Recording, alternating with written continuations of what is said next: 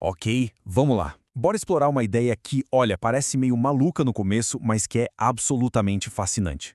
E se o contrato mais justo de todos fosse um que nunca existiu de verdade? Pois é, essa é a grande pergunta que a gente vai tentar responder aqui.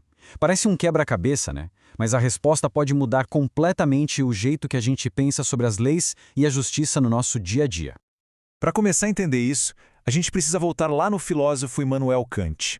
Para ele, qualquer acordo feito entre pessoas de carne e osso no mundo real estaria sempre contaminado.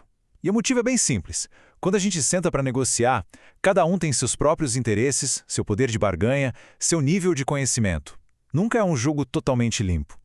É exatamente por isso que Kant olhava para os contratos reais com uma certa desconfiança. Sabe? Ele dizia que um acordo feito nessas condições, com toda essa desigualdade, não ia dar origem a leis realmente justas. Na verdade, seria só um reflexo dos interesses de quem é mais forte, ou mais esperto, ou mais bem informado. Mas tá, para a gente entender por que um contrato imaginário poderia ser melhor, primeiro a gente tem que dar um passo atrás. O que é que faz um contrato de verdade, um contrato real, valer alguma coisa, né? Qual é a força moral por trás dele? Vamos pegar um exemplo bem simples. Imagina um acordo. Alguém me traz 100 lagostas e eu pago R$ 100 por elas. O que está em jogo aqui, moralmente falando? Essencialmente, são duas forças. De um lado, a gente tem o que chamamos de autonomia. A obrigação existe porque a gente consentiu, a gente concordou, a gente fez uma promessa. É uma obrigação que a gente mesmo se impôs. E do outro, tem a reciprocidade. A obrigação vem porque a gente recebeu um benefício. Se a pessoa entregou as lagostas, eu tenho o dever de pagar pelo trabalho dela. Simples, né? Agora é aqui que a coisa começa a ficar interessante. Porque na teoria é tudo muito bonito, né? Autonomia e reciprocidade. Mas na prática, no mundo real, esses ideais, bom, eles falham. E às vezes falham feio. Vamos ver uns casos. Pensa bem, só porque duas pessoas concordam com alguma coisa, isso não quer dizer que o acordo é justo. É a clássica história do irmão mais velho que sabe que uma figurinha vale uma fortuna e troca com o irmão mais novo que não faz a menor ideia. O mais novo consentiu? Sim. Mas foi justo? Nem de longe. Faltou equilíbrio aí, porque um sabia muito mais que o outro.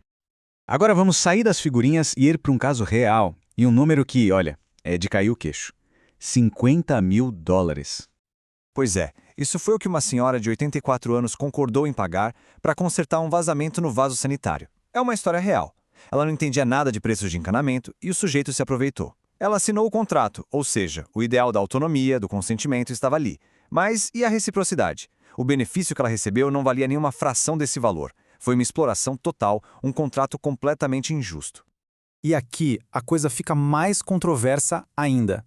A gente já viu que só o consentimento não é suficiente para garantir a justiça. Mas, será que ele é sempre necessário?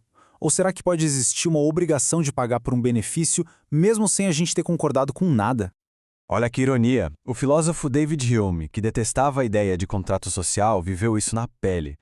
Um pintor fez um trabalho na casa que ele alugava sem pedir permissão nenhuma.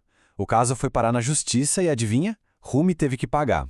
A justificativa do tribunal, a casa dele se beneficiou com o trabalho. Ou seja, a obrigação nasceu só do benefício, da reciprocidade. Consentimento, zero. Vamos para outro cenário. Imagina que o carro quebra. Aí do nada aparece um mecânico, o Sam, e sem ninguém pedir, ele começa a mexer no motor. Não teve acordo, ninguém contratou o cara. E aí vem o pulo do gato. Se o Sam, nessa de mexer no motor, consertasse o carro de verdade, a maioria de nós sentiria a obrigação de pagar a ele. Não por causa de um contrato, que nunca existiu, mas porque ele nos deu um benefício real.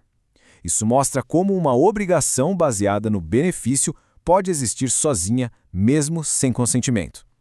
Então vamos juntar as peças. Os contratos reais são cheios de problemas, né? Consentimento não garante justiça, e às vezes a obrigação existe mesmo sem consentimento. Vira uma bagunça. Como a gente sai disso e chega a princípios que sejam justos para todo mundo? Bom, aí que entra o filósofo John Rawls com uma solução genial. A ideia do Rawls é um experimento mental. Ele pede para a gente imaginar que vamos todos nos reunir para decidir as regras básicas da sociedade. Só que tem um detalhe. A gente faz essa escolha por trás de um véu da ignorância, que nos impede de saber quem nós somos. Funciona assim. Por trás desse véu, ninguém sabe se vai nascer rico ou pobre, saudável ou doente, se vai pertencer a uma maioria ou a uma minoria. A partir desse ponto de partida totalmente igual, sem defender os próprios interesses, que regras a gente escolheria? As regras que saíssem desse acordo seriam, por definição, justas. Tá, mas e aí? Qual é a mágica desse faz de conta todo? Vamos conectar os pontos e ver como isso responde à nossa pergunta lá do começo. E aqui está a grande sacada, que é quase um paradoxo. A força desse contrato imaginário vem precisamente do fato de ele não ser real, porque ao não ser real, ele limpa o terreno, ele elimina todas as desigualdades do mundo real que tornam os contratos de verdade tão imperfeitos. Pensa naqueles dois ideais que a gente viu, autonomia e reciprocidade. Um contrato por trás do véu da ignorância é a expressão mais pura dos dois. A autonomia é perfeita porque ninguém é forçado a aceitar algo desfavorável. E a reciprocidade é perfeita porque, como ninguém sabe em que posição vai parar, os princípios escolhidos vão ser mutuamente benéficos para todos. E tudo isso nos deixa com uma última e poderosa pergunta.